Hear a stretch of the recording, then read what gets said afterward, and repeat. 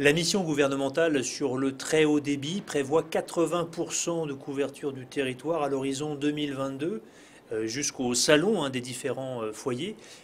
Le budget consacré est très conséquent, c'est une enveloppe de 20 milliards d'euros. Est-ce que le budget est aujourd'hui bouclé ou est-ce qu'il y a encore des inconnus? Alors, tout d'abord, vous l'avez bien spécifié, c'est 80% de fibre optique jusqu'à l'abonné, mais en 2022, c'est bien 100% de très haut débit, puisque pour les 20 derniers pourcents, on va utiliser des technologies alternatives, mais l'idée, c'est bien d'avoir une couverture intégrale du territoire. Alors, sur la question budgétaire, le budget est bien là, il est de 3,3 milliards d'euros pour les subventions de l'État, qui viendra soutenir les projets des collectivités territoriales. Ça veut dire qu'elles aussi, il va falloir qu'elles apportent des financements.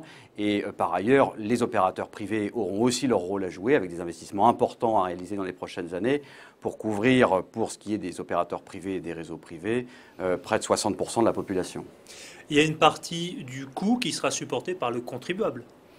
Oui, à la fin, il faut être clair, l'objectif est bien d'accélérer le déploiement du très haut débit et dans les 3,3 milliards d'euros de l'État, il y a de l'argent du contribuable. Et c'est d'ailleurs la raison pour laquelle on la dépense avec beaucoup d'attention et parcimonie et qu'on vérifie qu'on ne finance que les infrastructures strictement nécessaires au déploiement du très haut débit. J'ajouterai quand même juste un point, c'est que sur les 3,3 milliards d'euros, une partie sera financée par les redevances des opérateurs mobiles, notamment concernant la réutilisation de certaines fréquences 1800 pour faire de la 4G. Quel est le bénéfice consommateur pour les ménages, pour les foyers? Il y a un débit plus élevé, plus de bandes passantes, concrètement, c'est pour consommer quoi? Plus de rich media, plus de vidéos? Alors, clairement, l'État n'investit pas autant d'argent juste pour améliorer le divertissement et faire en sorte qu'on ait des émissions en 3D le samedi soir chez soi. L'objectif numéro un, il y a la compétitivité des entreprises. Est-ce qu'on peut chiffrer l'impact sur la croissance en 2022? Quel est le surcroît de PIB qu'on peut attendre de ce très haut débit? Alors, il y a beaucoup d'études, et notamment encore des études récentes européennes, qui ont montré que les pays qui étaient en avance sur le haut débit ou sur le très haut débit avaient des gains de croissance qui pouvaient aller jusqu'à 0,5% de leur PIB. Donc on voit bien que c'est très important.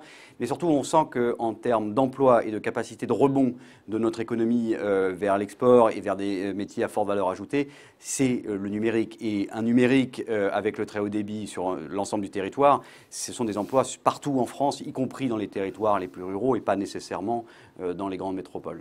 Est-ce que tous les opérateurs jouent le jeu et est-ce qu'il n'y a pas deux poids deux mesures entre l'équipement en très haut débit des agglomérations avec une forte densité de population et les campagnes qui sont peut-être moins intéressantes pour les opérateurs? Oui. Alors, d'abord, on est plutôt rassuré aujourd'hui sur le rythme d'investissement des opérateurs privés qui tiennent leurs engagements et on va conclure avec eux localement des conventions pour être sûr que ces engagements sont bien tenus, avoir de la visibilité et de la transparence sur les déploiements. Bien évidemment, les opérateurs, ils ne vont pas aller partout. Il y a des endroits où malheureusement ce n'est pas rentable d'aller. Et c'est là où l'intérêt général et la collectivité publique doit pallier à ce défaut de marché qui est évident. Et c'est là où il y a une mobilisation très forte de l'État auprès des collectivités, qui était quand même une mobilisation de l'État qui était absente depuis une quinzaine d'années et qui marque son grand retour avec le plan France Très Haut Débit aux côtés des collectivités territoriales.